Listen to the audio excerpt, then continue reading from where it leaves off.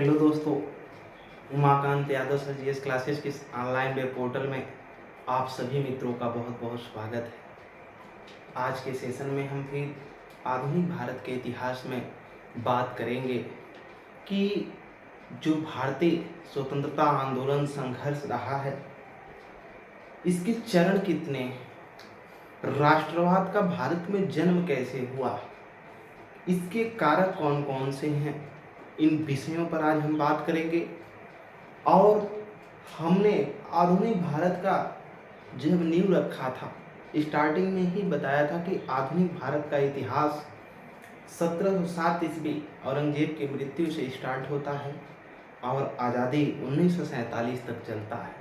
इसको हम दो भागों में बांट करके पढ़ते हैं। 1707 से लेकर के 1885 तक आधुनिक भारत के इतिहास में हम इतिहास की विभिन्न तरीके की जानकारियों को लेते हैं, जिसमें यूरोपियों का पाश्चात्य संस्कृति का ज़्यादा प्रभाव होता है। फिर 1885 से लेकर के 1947 तक भारतीय राष्ट्रीय स्वतंत्रता आंदोलन के जो संघर्ष रहे हैं, उनके स्वतंत्रता के जो आंदोलन चलाए गए, उन आंदोलनों के विषय में पढ़ते हैं, जिसको हम कई भागों में बांट करके पढ़ते हैं, जिसको अभी देखा जाएगा एक एक करके। आज हम पढ़ेंगे आधुनिक भारत के इतिहास में भारतीय स्वतंत्रता संघर्ष जो 1885 से लेकर के 1947 तक, यानी कांग्रेस के गठन से लेकर के आज़ादी तक चला। उसके बीच में कौन कौन से चरण आए, उसी बीच में भारत में राष्ट्रवाद का जन्म हुआ। नेशनलिज्म क्या है, राष्ट्रवाद क्या होता है, भारत में राष्ट्रवाद पैदा होने के कौन कौन से कारक रहे, किन की भूमिका रही, इन सारी चीज़ों को जानना बहुत आवश्यक हो जाता है। क्योंकि वनडे एग्जाम के दृष्टि के साथ साथ आपके स्टेट पीसीएस, आरओआर और यूपीएससी जैसी परीक्षाओं में मेंस में क्वेश्चन पूछ लिए जाते हैं कि भारत में राष्ट्रवाद के जन्म होने के पीछे कौन कौन से कारक हैं, कि भारत में राष्ट्रवाद कैसे पैदा हुआ, ये चीज़ें पूछ लिए जाते हैं। तो इसलिए इस कारकों को जानना बहुत महत्वपूर्ण है। आइए चलते हैं, देखेंगे कि भारत में जो राष्ट्रवाद का जन्म हुआ है, ये कैसे हुआ है। पहले हम जानेंगे कि राष्ट्रवाद, जिसको इंग्लिश में हम नेशनलिज्म बोलते हैं, ये है क्या। तो राष्ट्रवाद की परिभाषा हमने लिखा है कि राष्ट्रवाद क्या है। नेशनलिज्म वह संकल्पना जो भौगोलिक क्षेत्र में रहने वाले लोगों के निस्वार्थ भाव से राजनीतिक, आर्थिक और सांस्कृतिक रूप से एकता लाती है। हमने क्या देखा, सीधे सीधे कहना है कि देश के लिए निस्वार्थ भाव से प्रत्येक व्यक्तियों में सामाजिक तरीके से, आर्थिक तरीके से और उनके कल्चरल जो व्यवस्था है, कल्चरल सिस्टम है, जो सांस्कृतिक व्यवस्था, उन सिस्टमों में सबके बीच एक होने की भावना, निस्वार्थ भाव से एक होने की भावना, देश की सेवा करने की भावना, ऐसी अगर भावना विकसित होती है, वही राष्ट्रवाद है। यानी देश की आज़ादी के लिए सबका एकजुट होकर के निस्वार्थ भाव से किसी जाति भेद, सामाजिक, आर्थिक, राजनीतिक किसी भी तरीके से भेदभाव न और एकता लाना आपस में, ऐसी भावना विकसित करना ही राष्ट्रवाद है। आशा है कि आपको राष्ट्रवाद समझ में आया होगा कि वह संकल्पना जो एक भौगोलिक क्षेत्र का मतलब एक देश के अंदर लोगों के जो निवासी लोग हैं, उनके बीच निस्वार्थ भाव से, ठीक क्या, राजनीतिक, आर्थिक और सांस्कृतिक रूप से जो एकता की भावना विकसित होती है, उसी को हम नेशनलिज्म, राष्ट्रवाद बोलते हैं। आगे की तरफ चलेंगे कि राष्ट्रवाद उत्पन्न होने की कारक कौन कौन से रहे हैं, यानी भारत में जो राष्ट्रवाद पैदा हुआ, इसके कौन कौन से कारक हैं। यानी लोगों के बीच एकता, एकजुट होने की भावना कहाँ से पैदा हुई, क्यों आखिर ऐसा हुआ कि लोग एकजुट हुए, और एकजुट होंगे आंदोलन हुआ, और आंदोलन हुआ, क्यों आंदोलन की मांग उठी, क्यों आंदोलन किया गया, ठीक, ऐसा क्या है। इसके तमाम कारण हैं। पहला कारण है राजनीतिक का। राजनीतिक कारण में पहला आता है कि जो लॉर्ड डलहौजी का हड़प नीति सिद्धांत था, हड़पगत सिद्धांत था, जिसे व्यक्तिगत सिद्धांत भी बोलते हैं, कि इसने भारत में जो भी रियासतें या क्षेत्र हुआ करते थे उनको बिना बताए उसको हड़पने की कोशिश करने लगा। यानी जो पहले के रजवाड़े हुआ करते थे, जब उनके राजा महाराजा जो हुआ करते थे, उनके आने वाले उत्तराधिकारी अगर उनके पास ना हो, ठीक, उनकी चीज़ों को हड़प लिया जाता था। ठीक, उनका साम्राज्य हड़प करके अपने में मिला लिया जाता था। 1853 में लॉर्ड डलहौजी की हड़प नीति आई, एक राजनीतिक कारण पैदा किए भारत में राष्ट्रवाद की, कि इसी तरह अगर दौर चलता रहा तो जिसके उत्तराधिकारी नहीं पैदा होंगे, जिसके बेटे नहीं होंगे बेटे, इस तरह से साम्राज्य को एक ब्रिटिश गवर्नमेंट हड़प लेगी। तो इसके लिए भी राजनीतिक कारण माना जाता है किसके, राष्ट्रवाद पैदा होने का।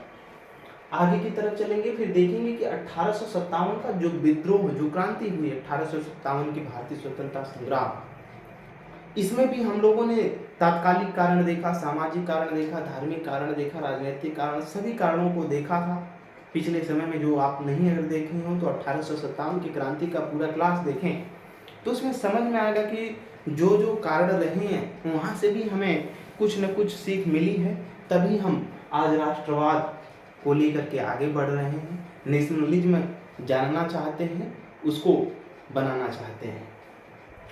एवं राजनीतिक संगठनों की भूमिका, पिछले समय में हम कई राजनीतिक संगठनों के बारे में पढ़े हैं, ठीक, जिसमें से इंडियन एसोसिएशन है, अखिल भारतीय कांग्रेस है, इनकी स्थापनाएं हुई, ये संगठन काम करना स्टार्ट किए, ठीक, जो लोगों की परेशानियां हैं उसके लिए काम करना स्टार्ट किए, आवाज़ सरकार के खिलाफ लगाना स्टार्ट किए। तो ये कहीं न कहीं राजनीतिक कारण की भूमिका में आता है। इसके बाद विदेशी शासन की नीतियाँ, इन्होंने भारत को औपनिवेशिक राष्ट्र बनाकर के शासन करने की कोशिश किया, ठीक, न कि भारत में एक देश की तरफ, क्योंकि उसके पहले जो मुगलों का, अरबों का आक्रमण हुआ है भारत पे, वो आए तो भारत को अपना ही देश समझ करके उन्होंने यहाँ पर शासन किया है। लेकिन ब्रिटिशर्स जितने भी यूरोपीय आए वो भारत को एक उपनिवेश बनाने की कोशिश किया कि अपने अधीन रखकर। उपनिवेशवाद क्या होता है, इसके कितने चरण हैं, हमने पिछले समय में औपनिवेशिकवाद की विचारधारा को पढ़ लिया, आप क्लास को पिछला देखें, जहाँ पर आर्थिक, सामाजिक, सब कुछ का अधिकार दूसरे देशों के पास हो, हम उनके अधीन हों, वो हमारे ऊपर शासन भी करते हों और व्यापारिक जगह बनाए हों कि हमारे यहाँ से ही माल ले जाकर फिर हमारे यहाँ सामानों को बेचते हैं। तो राजनीतिक कारण हमने देखा राष्ट्रवाद उत्पन्न करने में कि लॉर्ड डलहौजी का हड़प नीति जो व्यक्तिगत सिद्धांत था, फिर 1857 का विद्रोह एवं राजनीतिक संगठनों की भूमिका क्या रही, इसके कारण भारत में राष्ट्रवाद का जन्म हुआ। फिर विदेशी शासन की नीतियाँ, ठीक, इनकी नीतियाँ क्या क्या रही हैं भारत में, भारत को उपनिवेश बनाना, व्यापारिक, यहाँ पर किसी भी प्रकार की शिक्षा व्यवस्था से लेकर के हर जगहों पर किसी भी प्रकार का कोई सुधार नहीं। आगे की तरफ चलेंगे कि राष्ट्रवाद उत्पन्न होने का आर्थिक कारण क्या रहा है, आर्थिक कारक क्या है, इसको जानेंगे। अस्थायी बंदोबस्त व्यवस्था, हमने बताया था कि लॉर्ड कॉर्नवालिस ने अस्थायी बंदोबस्त की व्यवस्था की थी, ठीक, इसका विस्तृत चर्चा हमने किया हुआ है लॉर्ड कॉर्नवालिस के सब्जेक्ट में, कि उन्होंने किसानों से कैसे टैक्स वसूलने की बात कही। फिर महलवाड़ी, इसमें जमींदारों को बीच में रख करके कैसे ब्रिटिश गवर्नमेंट ने टैक्स वसूलने की बात किया। रैयतवाड़ी, जिसमें किसानों से डायरेक्ट टैक्स वसूलने, महारानी विक्टोरिया का भारत में दौरा हो 1876 में दौरा होता है, वो कहते हैं कि हम महारानी के रैयत, ठीक, रैयत, हम महारानी के रैयत, रैयत का मतलब यहाँ से किसान, जो किसानों से डायरेक्ट टैक्स वसूला जाता था, ठीक, वो महारानी को अपनी रैयत मानते हैं, यानी किसान जो थे उनको 1857 की क्रांति के बाद भी नहीं पता चला कि हमारा शोषण कर रहे हैं, ठीक, फिर भी वो कहते थे कि हम महारानी की रैयत हैं, यानी उनके किसान हैं, हम उनको टैक्स देंगे, इन अंग्रेजों को टैक्स नहीं देंगे, लेकिन उनको समझ में नहीं आती थी बात। फिर दूसरा है धन निष्कासन। दादा भाई नौरोजी का नाम आप लोगों ने सुना होगा, उन्होंने धन निष्कासन का सिद्धांत दिया था कि भारत से अंग्रेज जो हैं ये धन को निकाल करके हमारे यहाँ व्यापार करके, यहाँ से धन निकाल करके अपने देशों में लेकर जा रहे हैं, ठीक। इसके बाद हस्तशिल्प उद्योग का जो पतन है, ये भी आर्थिक कारक है राष्ट्रवाद के जन्म लेने का। ठीक, राष्ट्रवाद के उत्पन्न होने का हस्तशिल्प उद्योग जो निचले स्तर का ये उद्योग था, जिससे लोगों का धीरे धीरे पालन पोषण और आगे की तरफ विकास हो रहा था, उसको पतन की दृष्टि से, क्योंकि उस समय जो ब्रिटिश भारत को अपना उपनिवेश बना चुके थे, वे यहाँ के उद्योगों से बुने हुए कपड़े को और तमाम चीज़ों का प्रयोग न होने देने के कारण अपनी ब्रिटिश यहाँ से माल भले वो ले जाते और वहाँ पर दूसरे तरीके से मशीनों से डिजाइनिंग आदि तरीके की अत्याधुनिक चीज़ों को बना करके भारत में ला करके बेचते। तो इससे हस्तशिल्प, जो हाथ से बनाए गए तमाम चीज़ें होती थी, उन उद्योग धंधों का धीरे धीरे पतन होने लगा। फिर आर्थिक कारक में ही आर्थिक कारण जो थे वो कृषि व्यवस्था का खराब होना, कृषि पर अत्यधिक भार लाद देना, सूखा पड़ना, फिर इसके बाद किसानों से ज़्यादा टैक्स वसूलना, जिसमें अस्थायी बंदोबस्त, महलवाड़ी, रैयतवाड़ी जैसी व्यवस्था को लागू कर देना, एक कहीं न कहीं राष्ट्रवाद उत्पन्न होने के कारण पैदा करती है किसानों में। फिर परंपरागत जो अर्थव्यवस्था का विनाश होना। पहले भारत में हस्तशिल्प उद्योग के बाद अगर देखा जाए तो सबसे बड़ी जो आय की व्यवस्था थी वो कृषि थी, और उस कृषि अर्थव्यवस्था जो थी, जो परंपरागत थी, एक टैक्स थी, उसका विनाश धीरे धीरे होने लगा। विनाश होने का कारण हमने बताया कि अस्थायी बंदोबस्त, महलवाड़ी और रैयतवाड़ी जैसी व्यवस्थाएं लागू कर देना, सर्वाधिक से सर्वाधिक टैक्स वसूलना, इसके बाद सूखा पड़ना, जब कृषि होगी नहीं सूखा पड़ेगा और टैक्स सर्वाधिक वसूला जाएगा तो खेती कौन करेगा, जमींदारों के अधीन। तो ऐसे समय में जो अर्थव्यवस्था का साधन था वो परंपरागत रूप से विनाश होने लगा। यहाँ से कच्चे माल को बस ब्रिटेन भेजा जाता और वहाँ से वस्तुएं निर्मित होती और वो फिर पुनः भारत में आकर के बिकती। इसके बाद अगर हम देखेंगे तो आगे इनका सामाजिक एवं सांस्कृतिक कारण क्या रहा है। भारत में राष्ट्रवाद उत्पन्न होने का जो सामाजिक एवं सांस्कृतिक कारण क्या है, इसको जानेंगे। तो इसमें जो सामाजिक एवं धार्मिक सुधार आंदोलन चलाए गए, पिछले समय में हम लोग आधुनिक भारत के इतिहास में सामाजिक एवं धार्मिक सुधार आंदोलनों के बारे में पढ़ा, जिसमें राजा राम मोहन राय, स्वामी विवेकानंद, स्वामी दयानंद सरस्वती, तमाम समाज सुधारकों, महागोविंद रानडे जैसे लोगों के, ठीक, तमाम समाज सुधारकों के विषय में देखा। अलग अलग लोगों ने जो धर्म आंध हो गए थे, भारत में जो धर्म से संबंधित विषमताएं व्याप्त हो चुकी थी, उसको दूर करने के लिए धार्मिक आंदोलन चलाए गए। ठीक, तो इससे सामाजिक एवं धार्मिक जो आंदोलन चलाए गए, ये भी कहीं ना कहीं लोगों के बीच में राष्ट्रवाद पैदा करने की कोशिश किया, यानी अपने देश के सभी लोगों को एकजुट होने की कोशिश किया। ब्रिटिश हमेशा चाहते थे, अंग्रेज, कि हम भारतीय हिंदू मुस्लिम और तमाम लोगों में बटे रहें, आपस में लड़ते रहें और वो आकर के हमें अपना उपनिवेश बना करके व्यापार करते रहें। फिर ब्रिटिश द्वारा किए गए सामाजिक सुधार, ठीक, ब्रिटिश द्वारा किए गए सामाजिक जो सुधार थे, क्या है ब्रिटिश द्वारा किए गए सामाजिक सुधार? सती प्रथा, दास प्रथा, ये जो प्रथाएं थी, ये ब्रिटिशर्सों के भी एक योगदान का ही कारक था, जिन्होंने इसको सुधारने का प्रयास किया और सुधारा भी। जैसे ब्रिटिश द्वारा किए गए 1829 में राजा राम मोहन राय के सहयोग से लॉर्ड विलियम बेंटिक ने सती प्रथा को भारत से खत्म किया, एलन बैरोन ने दास प्रथा को खत्म किया। तो इनका कुछ न कुछ योगदान भी रहा है। और ये प्रथाएं जब समाप्त की गई तो लोगों के मन में कुछ न कुछ भावनाएं विकसित हुई, और ये भावनाएं राष्ट्रवाद के जन्म में कारण बनती है। फिर हम देखेंगे कि विदेशी तत्वों की भूमिका क्या रही है भारत में राष्ट्रवाद के जन्म होने का। तो विदेशी तत्वों के जो भूमिका है वो 1776 में अमेरिकी स्वतंत्रता संग्राम होना, जहां से ब्रिटेन पीटे जाते हैं, ब्रिटेन के लोग ब्रिटिश सुधार से जब खदेड़े जाएंगे पीट करके, ठीक, बहुत से ब्रिटिश पीटे जाएंगे। हमने इसका चर्चा किया है, जब लॉर्ड कॉर्नवालिस के पहले पढ़ाया हमने तो उसकी पूरी चर्चा किया है कि क्यों ये अमेरिका के स्वतंत्रता संग्राम में पीटे गए। अमेरिका स्वतंत्रता संग्राम से भाग करके फिर भारत में आया और भारत को अपना पूरा उपनिवेश बनाया। 1789 में फ्रांसीसी क्रांति हुई, जिसमें समानता, बंधुता, भाईचारा का नारा मिला हमें। ठीक, ये भी राष्ट्रवाद के जन्म का एक कारण है कि हमसे इनसे सीख मिली। फिर पाश्चात्य संस्कृति का प्रभाव हमारे यहाँ, जो उन्होंने अपनी कल्चरल व्यवस्था को ढालने की कोशिश किया और हमारी कल्चरल व्यवस्था को उन्होंने गलत बताया। फिर आता है ब्रिटिश द्वारा किए गए सुधार शिक्षा में। हमारे सामाजिक, आर्थिक और राजनीतिक तरीके से उन्होंने जो शिक्षा व्यवस्था से लेकर के हर संस्कृति व्यवस्था को भी बदल दिया। ये भी हमारे राष्ट्रवाद, जब हमें ज्ञान हुआ तो हमारे राष्ट्रवाद उत्पन्न करने का एक महत्वपूर्ण कारक बनता है। फिर देखेंगे कि समाचार पत्रों की भूमिका।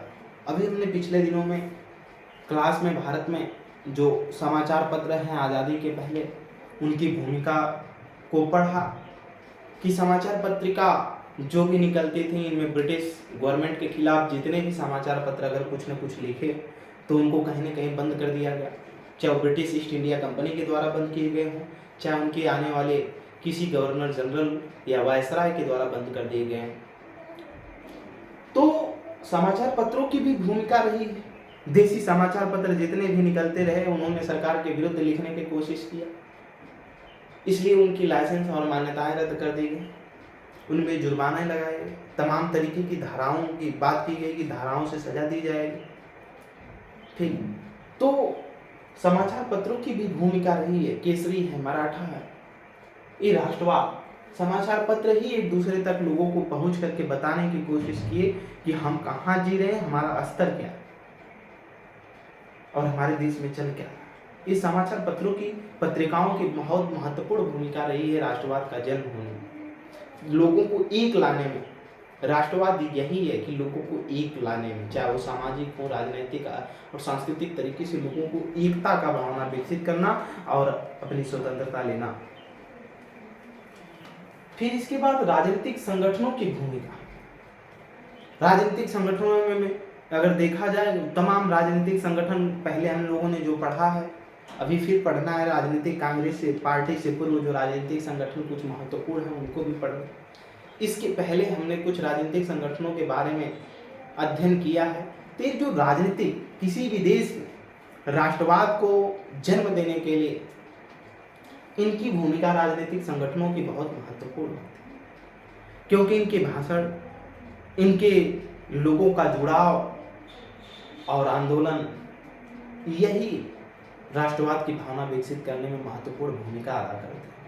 किसी देश में कोई बात सरकार के विपक्ष में रखनी हो, सरकार तक पहुंचानी हो, तो इस संगठन, राजनीतिक जो संगठन होते हैं, इनकी भूमिका महत्वपूर्ण होती है, ये रख सकते हैं।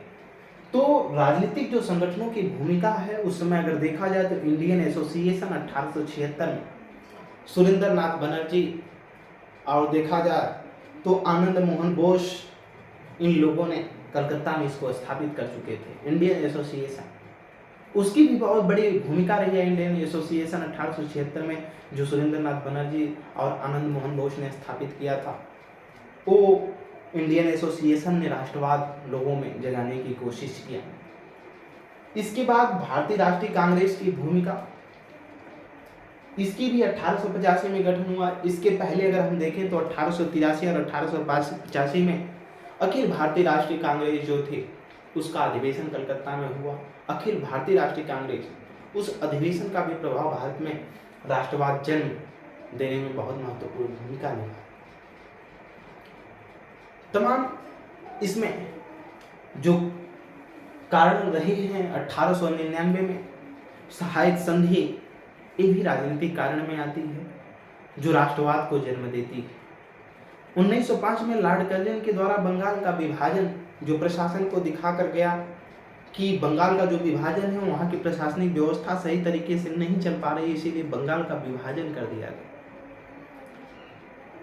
तो बंगाल का जो विभाजन किया गया, ये प्रशासनिक दृष्टि की व्यवस्था नहीं थी। वहाँ बांग्लादेश के ढाका में सर्वाधिक मुस्लिम होने के कारण बार बार आंदोलन होते थे, बार बार दंगे फसाद होते थे, विद्रोह हो जाते थे। इसकी वजह से अंग्रेजों ने हिंदू और मुस्लिम को बांटने का काम करने के कारण वहाँ पर लॉर्ड कर्जन के द्वारा बंगाल का विभाजन कर दिया गया। ये भी एक राजनीतिक कारण है भारत में राष्ट्रवाद का जन्म।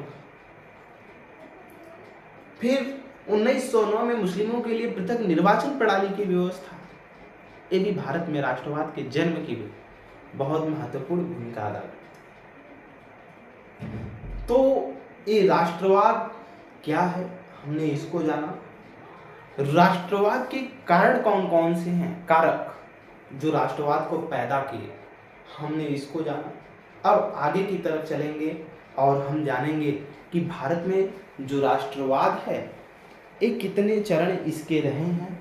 ठीक, हमने इसका प्रारंभ देखा और अब देखेंगे कि भारत में राष्ट्रवाद के कुल कितने चरण हैं। ठीक, तो राष्ट्रवाद के कुल कितने चरण हैं अगर देखा जाए तो मुख्यतः भारत में राष्ट्रवाद के तो अहिंसात्मक प्रवृत्ति के आधार पर 3 हैं, लेकिन उसमें 2 हिंसक प्रवृत्ति के भी हैं। तो इसलिए हम मानेंगे कि भारत में राष्ट्रवाद की जो भूमिका है, ठीक, वो उसके कुल 5 चरण हैं। इसका आप स्क्रीनशॉट ले सकते हैं या आप नोट करेंगे और इसको समझने की कोशिश करेंगे।